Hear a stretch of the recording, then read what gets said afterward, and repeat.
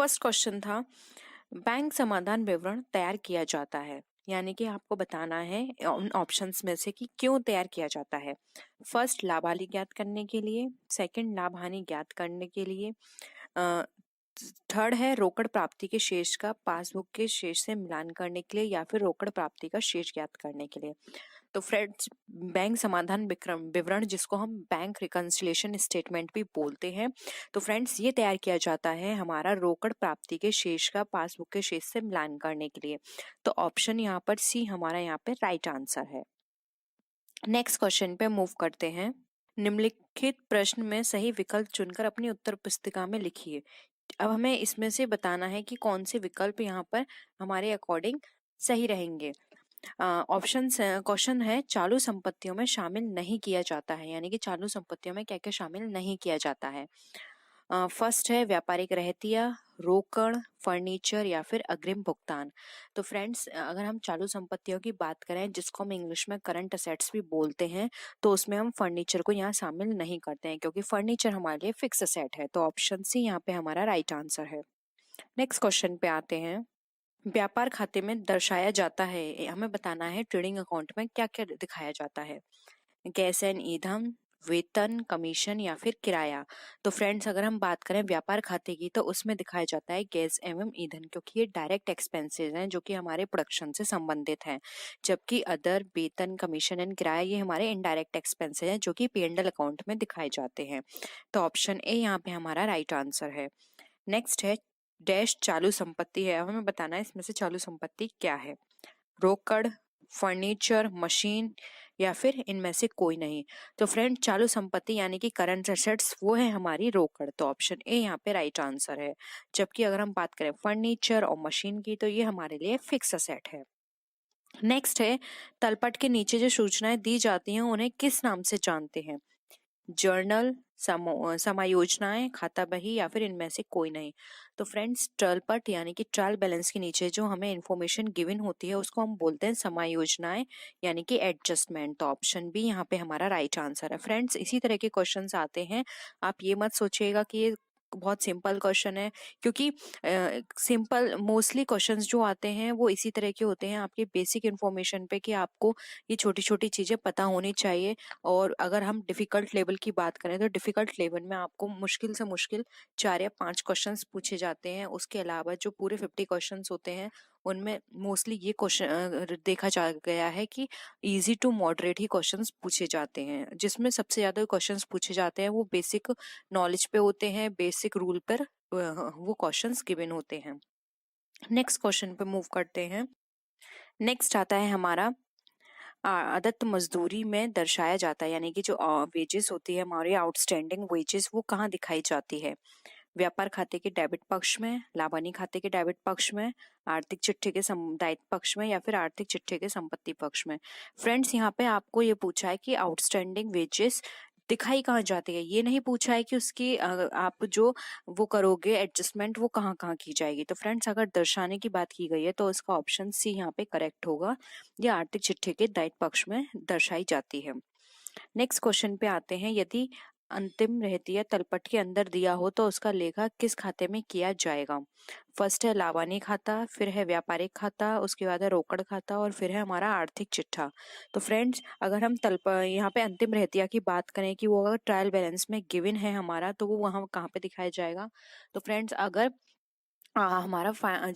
हमारा closing stock जो होता है अगर वो डायरेक्टली ट्रायल बैलेंस के अंदर गिवन होता है तो वो आर्थिक चिट्ठे में दिखाया जाता है, जिसको हम बैलेंस शीट भी बोलते हैं। और अगर वो नीचे एडजस्टमेंट के रूप में गिवन है तो वो हम दिखाएंगे हमारे वो ट्रेडिंग अकाउंट में, और साथ ही साथ उसको हम दिखाएंगे हमारे बैलेंस शीट में। लेकिन अगर वो अंदर गिवन है तो सिर्फ उसका एक ही जगह ट्रीटमेंट होगा, वो होगा हमारा बैलेंस शीट। तो ऑप्शन डी यहाँ पे हमारा राइट आंसर है।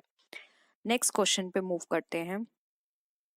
बैंक अधिविकर्ष होता है, यानी कि जो बैंक ओवरड्राफ्ट है वो क्या होता है। ऑप्शंस है जब ग्राहक का रुपया बैंक में जमा होता है, बी ऑप्शन है जब बैंक ग्राहक को उसकी जमा राशि से अधिक रुपया ऋण के रूप में दे देता है, थर्ड है जब ग्राहक खाता बंद कर देता है, या फिर उपरोक्त तीनों कथन सत्य हैं। तो फ्रेंड्स अगर हम यहाँ बात करें बैंक ओवरड्राफ्ट की, तो फ्रेंड्स बैंक ओवरड्राफ्ट के अंदर जो हमारा गिवन हो जो फैसिलिटी होती है वो हमारी वो फैसिलिटी होती है, यानी कि कोई भी कस्टमर अगर उसको किसी भी तरह की मनी की रिक्वायरमेंट है और उतनी मनी उसके अकाउंट में नहीं है, तो वो अपने अकाउंट में जो भी उसकी मनी है उससे ज़्यादा वो उसको विड्रॉल कर पाए और जो भी उसको परचेजिंग करनी है वो कर ले, उस फैसिलिटी को बोलते हैं बैंक ओवरड्राफ्ट। तो यहाँ पे ऑप्शन बी हमारा करेक्ट है। लेकिन फ्रेंड्स बैंक ओवर फैसिलिटी जो है ओवरड्राफ्ट की, ये सिर्फ करंट जो अकाउंट होल्डर होते हैं जिनके पास करंट अकाउंट होता है सिर्फ उनको गिवन होती है, और किसी अकाउंट में ये फैसिलिटी गिवन नहीं होती है। तो ऑप्शन बी यहाँ पे हमारा राइट आंसर है। नेक्स्ट है नस्तीकरण की किस प्रणाली के अंतर्गत पत्रों को खड़ी अवस्था में रखा जाता है? नस्तीकरण की पट प्रणाली, नस्तीकरण की तिरछी प्रणाली, नस्तीकरण की खड़ी प्रणाली, या फिर इनमें से कोई नहीं। तो फ्रेंड्स अगर हम नस्तीकरण की बात करें तो इसके लिए नाम से ही यहाँ पे गिवन है खड़ी अवस्था में, तो यहाँ पे ऑप्शन सी हमारा राइट आंसर है। नस्तीकरण की खड़ी प्रणाली में पत्रों को खड़ा रखा जाता है। नेक्स्ट क्वेश्चन पे आते हैं। एजेंट द्वारा अपने प्रधान को बनाकर भेजा जाता है, क्या? बीजक, विक्रय विवरण, नाम की चिट्ठी यानी जमा चिट्ठी। फ्रेंड्स सबसे पहले हम जान लेते हैं कि ये प्रधान और एजेंट का रिलेशन कहाँ होता है। तो फ्रेंड्स एजेंट और प्रधान का रिलेशन होता है हमारा कंसाइनमेंट अकाउंट जो हम बनाते हैं, यानी कि जब हम यहाँ पर हमने कंसाइनमेंट भेजता है, जब कोई भी मालिक अपने किसी एजेंट के थ्रू कि वो बाहर जाए और उस माल को बेच कर आए, तो वो जो माल भेजता है उसको बोला जाता है प्रधान, और जिसके थ्रू भेजा जाता है वो बोला जाता है एजेंट। तो फ्रेंड्स एजेंट अगर किसी पर्टिकुलर स्टेट या सिटी में जाके उस माल को बेचता है, तो उसको एक विवरण देना होता है कि उसने कौन सा माल कितने रुपए में बेचा और कहाँ कहाँ उसने क्या क्या मतलब टर्म्स एंड कंडीशन पे बेचा। तो ये सारा स्टेटमेंट उसको बना के देना होता है, जिसको बोलते हैं विक्रय विवरण। तो फ्रेंड्स एजेंट द्वारा अपने प्रधान को बनाकर भेजा जाता है उस पत्र को बोलते हैं विक्रय विवरण। तो यहाँ पे ऑप्शन बी हमारा राइट आंसर है। नेक्स्ट क्वेश्चन है खाता नहीं है, व्यापार खाता, लाभानी खाता, आर्थिक चिट्ठा, या फिर ये सभी। तो फ्रेंड्स ये आपने शुरू से पढ़ा होगा कि स्टार्टिंग में ये बताया जाता है कि फाइनल अकाउंट के अंदर जो अकाउंट्स प्रिपेयर किए जाते हैं उसमें सिर्फ 2 अकाउंट प्रिपेयर किए जाते हैं, तीसरा जो हम प्रिपेयर करते हैं वो हमारा स्टेटमेंट होता है। तो यहाँ पे ऑप्शन सी हमारा करेक्ट है। आर्थिक चिट्ठा जिसको हम बैलेंस शीट बोलते हैं, वो हमारा एक स्टेटमेंट है जो कि हमें बताता है हमारी फाइनेंशियल पोजीशन को। तो ऑप्शन सी यहाँ पे राइट आंसर है। नेक्स्ट क्वेश्चन पे आते हैं। बैंक समाधान विवरण आरंभ किया जाता है रोकड़ पुस्तक के बैंक कॉलम से, रोकड़ पुस्तक के रोकड़ कॉलम शेष से, रोकड़ पुस्तक के बैंक कॉलम शेष या पासबुक के शेष से, या फिर पासबुक के शेष से। तो फ्रेंड्स अगर हम बात करें बैंक समाधान विवरण प्रारंभ करने की कि ये कब से प्रारंभ किया जाता है, तो फ्रेंड्स ये प्रारंभ किया जाता है हमारे बैलेंस से, फिर चाहे वो हमारा पासबुक का बैलेंस हो चाहे वो हमारा कैश बुक का बैलेंस हो। तो ऑप्शन सी यहाँ पे हमारा राइट आंसर है, रोकड़ पुस्तक के बैंक कॉलम शेष या फिर पासबुक के शेष से। नेक्स्ट हम मूव करते हैं। बैंक समाधान विवरण किसके द्वारा बनाया जाता है? व्यापारी, बैंक, देनदार, या फिर लेनदार। तो फ्रेंड्स बैंक समाधान विवरण जो हमारा प्रिपेयर किया जाता है वो प्रिपेयर किया जाता है व्यापारी के द्वारा, कि वो देख सके कि पासबुक और कैश बुक में किसी भी तरह का कोई डिफरेंस है या नहीं। तो ये डिफरेंस को चेक करने के लिए वो बैंक समाधान विवरण प्रिपेयर करता है। नेक्स्ट क्वेश्चन पे आते हैं। नस्तीकरण का उद्देश्य होता है, हमें बताना है नस्तीकरण का क्या उद्देश्य होता है। न्यायालय में साक्ष्य का कार्य करना, मतभेदों का निपटारा करना, ग्राहकों को स्मरण कराना, या फिर ये सभी। तो फ्रेंड्स अगर हम इसके उद्देश्य की बात करें तो ये सभी ही ऑप्शंस करेक्ट हैं। तो ऑप्शन डी हमारा राइट होगा। मतभेदों को निपटारा करना भी नस्तीकरण का काम होता है, न्यायालय में साक्ष्यों को कार्य करना, ग्राहकों को स्मरण कराना, ये सभी कार्य नस्तीकरण के हैं। तो ऑप्शन डी यहाँ पे हमारा राइट आंसर है। नेक्स्ट है पत्र पुस्तक अनुक्रमणिका का प्रयोग होता है ए छोटे व्यवसाय में, बी बड़े व्यवसाय में, सी सहकारी समितियों में, या फिर डी इन तीनों में।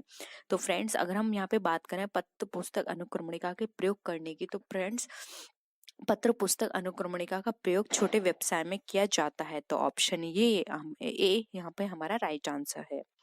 नेक्स्ट है चेक का रेखांकन डैश द्वारा नहीं किया जा सकता है, यानी कि चेक का रेखांकन किसके द्वारा नहीं किया जा सकता?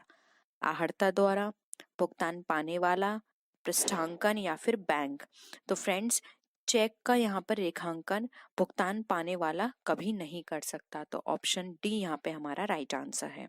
हम नेक्स्ट क्वेश्चन पे मूव करते हैं। नेक्स्ट है हमारा, चेक के मुख्य पृष्ठ पर दो तिरछी समांतर रेखाएं खींच देने को क्या कहते हैं? पृष्ठांकन, रेखांकन, बेचान या फिर इनमें से कोई नहीं। तो फ्रेंड्स, अगर चेक के मुख्य पृष्ठ पर दो तिरछी रेखाएं खींची जाती हैं तो उसको कहा जाता है रेखांकन, जिसको हम क्रॉसिंग भी कहते हैं। तो ऑप्शन बी यहाँ पे हमारा राइट आंसर है। नेक्स्ट है, पुस्तकालय के लिए कौन सी अनुक्रमणिका का प्रयोग किया जाता है? खुली अनुक्रमणिका, स्वरात्मक अनुक्रमणिका, कार्ड अनुक्रमणिका या फिर इनमें से ये सभी। तो फ्रेंड्स, अगर हम बात करें पुस्तकालय में कौन से अनुक्रमणिका का प्रयोग किया जाता है, तो वो होती है हमारी कार्ड अनुक्रमणिका। तो ऑप्शन सी यहाँ पे हमारा राइट आंसर है। नेक्स्ट है, अनुपस्थिति कार्ड का प्रयोग किस फाइल में किया जाता है? कबूतर खाने वाली फाइल में, तार फाइल में, शैनन फाइल में या फिर खड़ी फाइल में। तो फ्रेंड्स, अनुपस्थिति कार्ड का प्रयोग किया जाता है खड़ी फाइल में। तो ऑप्शन डी यहाँ पे हमारा राइट आंसर है। नेक्स्ट क्वेश्चन पे मूव करते हैं। परिशोध कमीशन की गणना की जाती है सकल विक्रय मूल्य पर, व्यापारिक मूल्य घटाने के बाद शेष मूल्य पर, व्यापारिक व्ययों की राशि जोड़ने पर या फिर व्यापारिक छूट घटाने तथा व्यापारिक व्ययों को जोड़ने पर। तो फ्रेंड्स, परिशोध कमीशन की गणना हम करते हैं व्यापारिक व्ययों की राशि जोड़ने पर। तो ऑप्शन सी यहाँ पे हमारा राइट आंसर है। नेक्स्ट है, बीजक तैयार किया जाता है, यानी कि बीजक किसके द्वारा तैयार किया जाता है? क्रेता द्वारा, एजेंट द्वारा, विक्रेता द्वारा या फिर ये सभी। तो फ्रेंड्स, बीजक हम तैयार करते हैं विक्रेता के द्वारा। तो ऑप्शन सी यहाँ पे हमारा राइट आंसर है।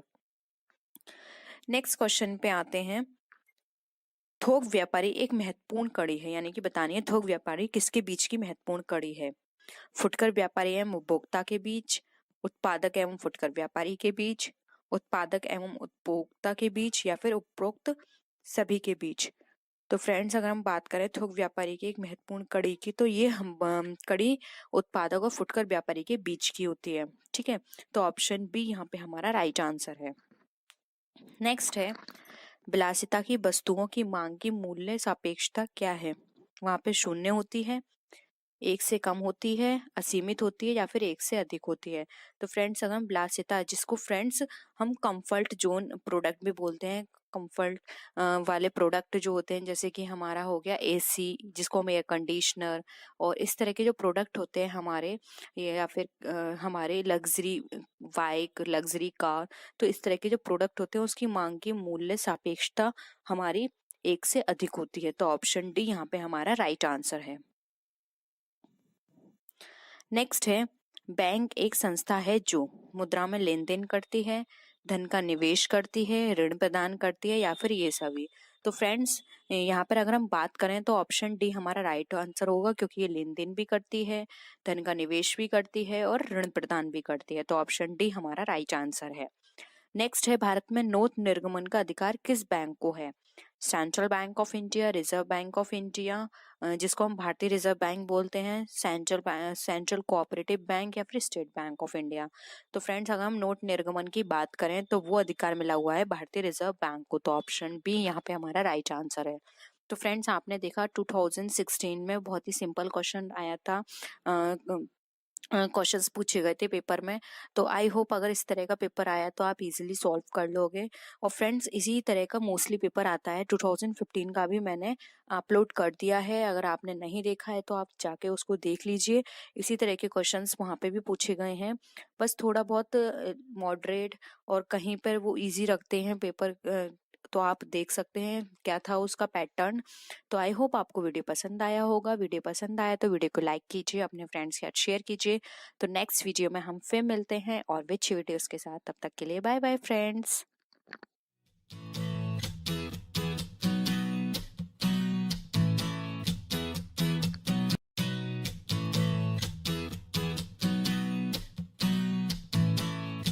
Hello friends, welcome back to my channel. मैं हूं आपकी फ्रेंड वर्षा। फ्रेंड्स, आज की इस वीडियो में हम बीएड एंट्रेंस एग्जाम के कॉमर्स के 2016 के प्रीवियस पेपर के बारे में डिस्कस करेंगे।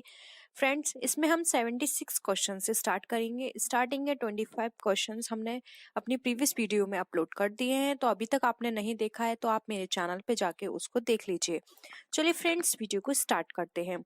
फर्स्ट क्वेश्चन है हमारा, बैंक का सामान्य कार्य कौन सा है? साधारण ऋण, पत्र मुद्रा का निर्गमन करना, नगद साख या फिर ऋण के रूप में उधार देना। तो फ्रेंड्स, अगर हम बैंक के सामान्य रूप की बात करें, सामान्य कार्य की कि बैंक का सामान्य कार्य कौन सा है, तो वो है पत्र मुद्रा का निर्गमन करना। तो ऑप्शन बी यहाँ पे हमारा राइट आंसर है।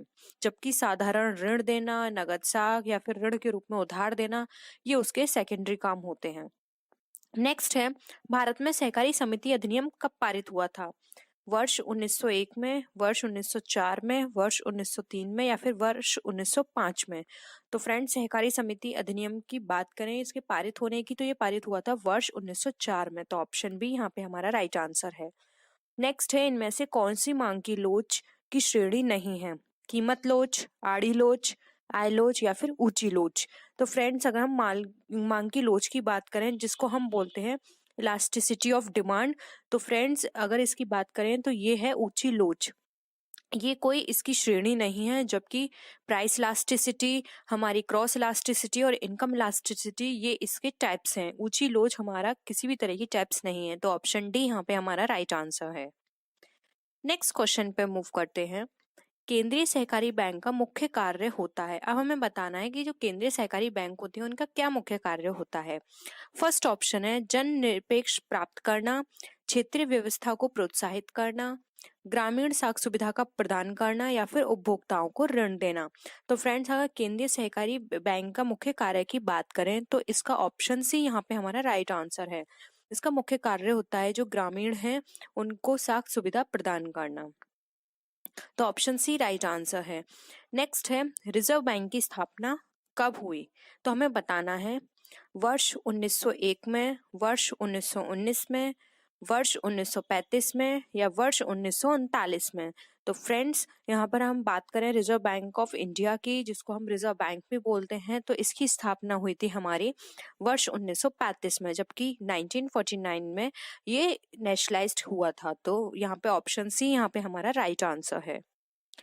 नेक्स्ट क्वेश्चन पे मूव करते हैं। जब किसी वस्तु की मांग में थोड़े परिवर्तन से मांग में घट बढ़ हो जाती है तो उसे क्या कहते हैं? यानी कि कोई भी वस्तु की कीमत में अगर चेंजेस आ रहे हैं तो उसकी मांग में भी कमी आ जाएगी या फिर बढ़ जाएगी, तो उसे क्या कहेंगे? अधिक लोचदार मांग, पूर्णतया लोचदार मांग, पूर्णतया बेलोचदार मांग या फिर अधिक बेलोचदार मांग। तो फ्रेंड्स, अगर किसी भी तरह के प्राइस में चेंजेस आ रहे हैं तो उसमें उसके अकॉर्डिंग हमारे डिमांड में भी चेंजेस आ रहे हैं, तो ये हमारी कहलाती है पूर्णतया लोचदार मांग। तो ऑप्शन बी यहाँ पे हमारा राइट आंसर है। अब हम नेक्स्ट क्वेश्चन पे आते हैं।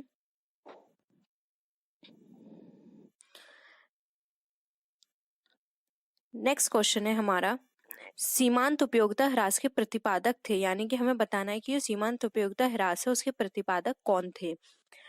ग्रोसेन, फ्रेडरिक, मार्शल या फिर फ्रेजर। तो फ्रेंड्स, सीमांत जिसको हम मार्जिनल यूटिलिटी भी बोलते हैं, तो इसके जो प्रतिपादक थे वो थे ग्रोसेन। तो ऑप्शन ए यहाँ पे हमारा राइट आंसर है। नेक्स्ट है, भारतीय स्टेट बैंक का मुख्यालय कहाँ स्थित है? नई दिल्ली, चेन्नई, मुंबई या फिर कोलकाता। तो फ्रेंड्स, भारतीय स्टेट बैंक का जो मुख्यालय है वो मुंबई में स्थित है। तो ऑप्शन सी यहाँ पे हमारा राइट आंसर है। नेक्स्ट है, जब सीमांत उपयोगिता शून्य होती है तो कुल उपयोगिता होगी। यानी कि जो मार्जिनल यूटिलिटी है वो हमारी जीरो है, तो हमारी टोटल यूटिलिटी कितनी होगी? ऋणात्मक, धनात्मक, सर्वाधिक या फिर शून्य। तो फ्रेंड्स, अगर मार्जिनल यूटिलिटी जीरो है तो वहां पे हमारी जो टोटल यूटिलिटी है वो हमारी सबसे ज्यादा होगी, यानी मैक्सिमम। तो ऑप्शन सी यहाँ पे हमारा राइट आंसर है। नेक्स्ट है, केंद्रीय सहकारी बैंक बनाए जाने का स्तर होता है ग्राम, प्रदेश, जिला या फिर मंडल। तो फ्रेंड्स, केंद्रीय सहकारी बैंक जो बनाई जाती हैं वो बनाई जाती हैं डिस्ट्रिक्ट के अकॉर्डिंग, जिला के अकॉर्डिंग। तो ऑप्शन सी यहाँ पे हमारा राइट आंसर है। नेक्स्ट क्वेश्चन पे आते हैं, निम्नलिखित में से कौन सा व्यापारिक बैंक नहीं है? तो हमें बताना है व्यापारिक बैंक कौन सा नहीं है। रिजर्व बैंक ऑफ इंडिया, देना बैंक, कैनरा बैंक या फिर विजया बैंक। तो फ्रेंड्स यहाँ पे हमारा रिजर्व बैंक ऑफ इंडिया ये व्यापारिक बैंक नहीं है, ये हमारा केंद्रीय बैंक है। तो ऑप्शन ए यहाँ पे हमारा राइट आंसर है। नेक्स्ट क्वेश्चन है, भारतीय स्टेट बैंक की स्थापना हुई है 1 जुलाई 1950, 1 जुलाई 1955, 19 जुलाई 1969 या फिर 1 जनवरी 1955। तो फ्रेंड्स अगर हम बात करें भारतीय स्टेट बैंक की, जिसको हम एसबीआई भी बोलते हैं, तो इसकी स्थापना हुई है 1 जुलाई 1955 को। इससे पहले इस बैंक का नाम था इंपीरियल बैंक ऑफ इंडिया, जिसको नेशनलाइज करके इसका नाम चेंज कर दिया गया, जो रखा गया स्टेट बैंक ऑफ इंडिया। इसलिए ये कहा जाता है कि इसकी जो स्थापना हुई है वो 1 जुलाई 1955 को हुई है। तो ऑप्शन बी यहाँ पे हमारा राइट आंसर है। नेक्स्ट क्वेश्चन पे हम आते हैं, नमक की मांग की लोच होती है, यानी कि जब प्राइस हम डिमांड इलास्टिसिटी की बात करें नमक के अकॉर्डिंग, तो वहां पे उसकी लोच कैसी होगी? अत्यधिक लोचदार होगी, पूर्णतः लोचदार होगी, इकाई लोचदार होगी या फिर अत्यधिक बेलोचदार होगी? तो फ्रेंड्स नमक की इकाई की बात करें तो यहाँ पे हमारा ऑप्शन सी राइट आंसर है, ये इकाई लोचदार होगी। क्योंकि फ्रेंड्स यहाँ पे अगर प्राइस में किसी भी तरह का चेंज आएगा नमक को लेकर, तो हमारे डिमांड में किसी भी तरह का फर्क नहीं आएगा। क्योंकि अगर प्राइस इंक्रीज होते हैं तब भी लोग, नमक एक ऐसी चीज है जिसको लोग एक्स्ट्रा में परचेस करके नहीं रखेंगे और वो उतना ही कंज्यूम करेंगे जितना उन्हें जरूरत है। सेम उसी तरह से अगर इसके प्राइस इंक्रीज होते हैं तो ये ऐसा चीज नहीं है जिसको हम किसी से सब्स्टिट्यूट कर सकें या फिर इसकी डिमांड हम कम कर दें, इसका यूज कम कर दें, ये हम उतना ही यूज करेंगे। इसीलिए अगर इसकी प्राइस में किसी भी तरह का चेंजेस होता है तो इसके डिमांड में किसी भी तरह का चेंजेस नहीं आएगा। तो इसकी जो ऑप्शन है हमारे राइट आंसर है वो है इकाई लोचदार। नेक्स्ट है, निम्नलिखित में से कौन सा खाता बैंकों में खोला जाता है? पूंजी खाता, चालू खाता, वही खाता या फिर रोकड़ खाता? तो फ्रेंड्स अगर हम यहाँ बात करें कि इसमें से कौन सा खाता यहाँ पे खोला जाता है बैंक के रेफरेंस में अगर हम बात कर रहे हैं, तो वो है चालू खाता, जिसको हम करंट अकाउंट बोलते हैं। जबकि पूंजी खाता कैपिटल अकाउंट, बही खाता हमारा लेजर हो गया और रोकड़ खाता हमारा कैश अकाउंट हो गया। ये सारी चीजें हम यूज करते हैं जब हम ट्रांजेक्शन्स करते हैं, जब उनको अपने बुक्स में रिकॉर्ड करते हैं, तब हम ये सारी चीजें प्रिपेयर करते हैं। जबकि चालू खाता जो कि करंट अकाउंट है बैंक में ओपन किया जाता है। नेक्स्ट है, श्रम उत्पादन का डैश साधन होता है? सक्रिय, निष्क्रिय, शारीरिक या फिर मानसिक? तो फ्रेंड्स श्रम उत्पादन का एक सक्रिय साधन है, एक एक्टिव साधन है। अगर श्रम नहीं होगा तो उत्पादन नहीं किया जा सकता है। नेक्स्ट क्वेश्चन पे आते हैं, पूंजी का निर्माण निर्भर करता है, यानी कि पूंजी का निर्माण हमारा किस पे निर्भर करेगा? व्यय पर, आय पर, बचत पर या फिर ये सभी? तो फ्रेंड्स पूंजी का जो निर्माण होगा वो हमारा इफेक्ट करेगा बचत पर। जितनी बचत होगी हमारी पूंजी का जो कंस्ट्रक्शन होगा वो उतना ही होगा। ये कहा जाता है कि हम जितना सेव करके चलेंगे उतना ही हमारी कैपिटल में फॉर्मेशन होगा, हमारी कैपिटल फॉर्मेट होगी। तो अगर हमें पूंजी का निर्माण करना है तो हमें बचत पे ध्यान देना होगा। नेक्स्ट है, निम्नलिखित में से कौन सा उत्पादन का साधन नहीं है? भूमि, श्रम, वितरण या फिर पूंजी? तो फ्रेंड्स अगर हम बात करें यहाँ पे उत्पादन के साधन की कि कौन सा हमारा उत्पादन का साधन नहीं है, तो फ्रेंड्स वो है हमारा वितरण यानी कि डिस्ट्रीब्यूशन। जबकि हमारा लैंड, हमारा लेबर और हमारा कैपिटल ये हमारा पूंजी का उत्पादन का साधन होता है, जिसको फैक्टर्स ऑफ प्रोडक्शन भी कहा जाता है। तो ऑप्शन सी यहाँ पे राइट आंसर है, जो कि हमारा फैक्टर ऑफ प्रोडक्शन का हम बोल सकते हैं कि ये किसी भी प्रोडक्शन के लिए ये एक फैक्टर का काम नहीं करता है। नेक्स्ट क्वेश्चन पे मूव करते हैं, निम्नलिखित में से कौन सा मौद्रिक नीति का उपकरण है? राजकीय व्यय, जनता से ऋण, बैंक दर या फिर करारोपण? तो फ्रेंड्स अगर हम मौद्रिक नीति के उपकरण की बात करें तो यहाँ पे ऑप्शन सी हमारा राइट आंसर है, जो कि है बैंक दर। नेक्स्ट क्वेश्चन पे आते हैं, उत्पादन फलन यानी कि y इक्वल टू एल के किस कोटि का समघात है? शून्य, प्रथम, द्वितीय या फिर इनमें से कोई नहीं? तो फ्रेंड्स अगर हम बात करें यहाँ पे y इक्वल टू एल के उत्पादन के फलन की, तो फ्रेंड्स ये हमारा होता है प्रथम कोटि का समघात। तो ऑप्शन बी यहाँ पे हमारा राइट आंसर है। नेक्स्ट है, अर्थशास्त्र अध्ययन का प्रथम बिंदु है उत्पादन, उपभोग, सीमितता या फिर वितरण। तो फ्रेंड्स, अर्थशास्त्र अध्ययन की बात करें तो इसका अध्ययन हमारा सबसे पहले स्टार्ट होगा उत्पादन से। तो ये उत्पादन हमारा अर्थशास्त्र अध्ययन का प्रथम बिंदु कहलाता है, क्योंकि अगर हम अर्थशास्त्र की इकोनॉमिक्स की बात कर रहे हैं तो सबसे पहले हमें प्रोडक्शन की बात करनी होगी। नेक्स्ट क्वेश्चन पे आते हैं। रिकार्डो के लगान सिद्धांत के अनुसार लगान क्या करती है? कीमत का निर्धारण करता है, उत्पादन लागत का एक अंश होता है, कीमत द्वारा निर्धारित होता है, या फिर उत्पत्ति के समस्त साधनों को प्राप्त करता है। तो फ्रेंड्स, अगर हम बात करें रिकार्डो के लगान सिद्धांत के अनुसार, तो फ्रेंड्स ये हमारा कीमत द्वारा निर्धारित होता है। तो फ्रेंड्स, जो लगान हम मिलेगा या फिर लगान का अगर हम बात करें रिकार्डो के अकॉर्डिंग, तो इन्होंने बताया कि कीमत द्वारा निर्धारित किया जाता है। तो ऑप्शन सी यहाँ पे हमारा राइट आंसर है। नेक्स्ट क्वेश्चन है, भारत में चार्टेड अकाउंटेंट अधिनियम कब बनाया? वर्ष 1949, वर्ष 1914, वर्ष 1975 या फिर वर्ष 1960 में? तो फ्रेंड्स, भारत में अगर चार्टेड अकाउंटेंट एक्ट की बात करें तो ये बनाया गया था वर्ष 1949 में। तो ऑप्शन ए यहाँ पे हमारा राइट आंसर है। नेक्स्ट क्वेश्चन है, कंपनी अंकेक्षक उत्तरदायी होता है संचालकों के प्रति, अंशधारियों के प्रति, जनता के प्रति या फिर लेनदारों के प्रति? तो फ्रेंड्स, कंपनी अंकेक्षक हमारा उत्तरदायी होता है अंशधारियों के प्रति। तो ऑप्शन बी यहाँ पे हमारा राइट आंसर है। नेक्स्ट क्वेश्चन है, निम्न में से कौन सा अंकेक्षक वर्ष चलता है? अंतरिम अंकेक्षक, पूर्ण अंकेक्षण, चालू अंकेक्षण या फिर वार्षिक अंकेक्षण? तो फ्रेंड्स, अगर हम अंकेक्षण वर्ष भर चलने की बात करें तो वो हमारा कहलाया जाएगा चालू अंकेक्षण, यानी कि कंटिन्यू ऑडिटिंग कहलाया जाएगा, जो कि हम होल पीरियड या फिर हम कहें होल ईयर के लिए हमारा ये चलेगा। नेक्स्ट क्वेश्चन है, निम्नलिखित में से कौन सा खाता व्यक्तिगत खाता नहीं है? पूंजी खाता, बैंक खाता, रोकड़ खाता या फिर ख्याति खाता? तो फ्रेंड्स, अगर हम यहाँ पर बात कर रहे हैं व्यक्तिगत खाते का नहीं है तो वो है हमारा रोकड़ खाता। ये हमारा व्यक्तिगत खाता नहीं है। बाकी ऑप्शंस में हमारे पूंजी खाता, बैंक खाता, ख्याति खाता, ये हमारा व्यक्तिगत खाता है। तो ऑप्शन सी यहाँ पे हमारा राइट आंसर है। तो फ्रेंड्स, ये थी हमारी आज की वीडियो। 2016 के हमने पेपर की बात की। 2016 में आपसे यही क्वेश्चंस पूछे गए थे।